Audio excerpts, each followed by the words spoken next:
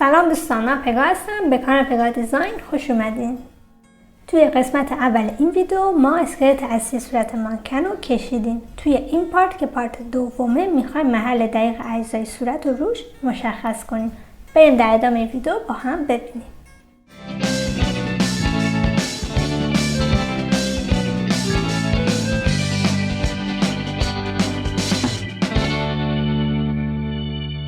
اگه به طراحی لباس و دنیای مد علاقه دارین میتونید با زدن دکمه سابسکرایب عضو کانال من بشین و همچنین زنگوله رو بزنین تا از اومدن ویدیوهای بعدی مطلع بشین. خب بریم سراغ ادامه درسمون. اولین کاری که انجام میدیم اینه که میایم محل قرارگیری پلکا رو مشخص میکنیم. برای این کار خط 2 تا 6 رو به دو قسمت مساوی تقسیم میکنیم. بعد که تقسیم کردیم این نقطه رو به صورت خط افقی ادامه میدیم و بهش شماره 11 میدیم. حالا که محل قرارگیری پلکامون مشخص شد، وقتشه که بریم دایره چشمان رو رسم کنیم. برای این کار میایم روی خط 6 طبق تصویرمون مستطیل چشمان رو به 3 قسمت مساوی تقسیم میکنیم.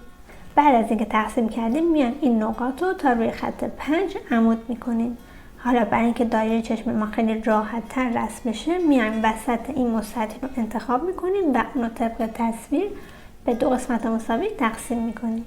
حالا وسط این مستطیل دایره چشممون رو رسم میکنیم. مرحله بعدی اینه که بیایم محل قرارگیری بینی رو علامت بزنیم. برای این کار اول میایم قسمت پره ها رو مشخص میکنیم. پس میایم روی خط 6 از گوشه چشم ها تا روی خط 3 که همون خط بینیه یه خط صاف عمود میکنیم. از اونجایی که بینی ما حجم داره و به صورت یه خط صاف نیست، ما باید این حجم رو توی تصویرمون نشون بدیم. برای این کار میایم روی خط 5 از گوشه چشمان تا خط 3 رو به 4 قسمت مساوی تقسیم میکنیم. بعد که تقسیم کردیم این اندازه که به دست اومد رو از خط وسط به سمت بالا علامت میزنیم که این اندازه برای من 0.3 سانتی متر به دست اومد. بعد این نقطه رو به صورت یک خط نقطه چین شده ادامه میدیم. از اونجا که بینی ما دارای بعد و حجم داره، ما باید این حجم داره بودن و 3 بعدی بودنش رو توی تصویر هم نشون بدیم. برای این کار میایم روی خط 6 از نقاط قرمز رنگی که مشخص شده تا خط وسط رو به 2 قسمت مساوی تقسیم میکنیم. بعد که این نقاط رو به دست آوردیم، حالا اونا رو تا روی خط نقطه چین شده عمود میکنیم. بعد تقاطع این دو خط رو علامت میزنیم و این 2 نقطه قرمز رو به هم وصل میکنیم. حالا دیگه حجم بینی ما شکل گرفته. بریم سراغ مرحله بعدی. خب توی این مرحله میخوایم محل قرارگیری گوشه های لب و علامت بزنیم.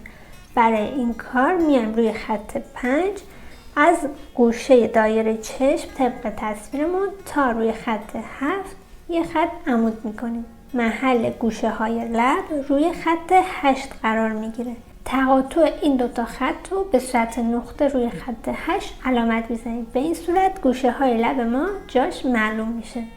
حالا این 2 نقطه رو به نقاط نوک بینی وصل میکنیم. به این صورت پشت لب ما هم شکل میگیره. خب دوستان، همونطور که توی تصویر میبینید این جدول به ما نشون میده که هر کدوم از اجزای صورت روی کدوم یکی از این خطوط قرار گرفته و اسم این خطوط چیه.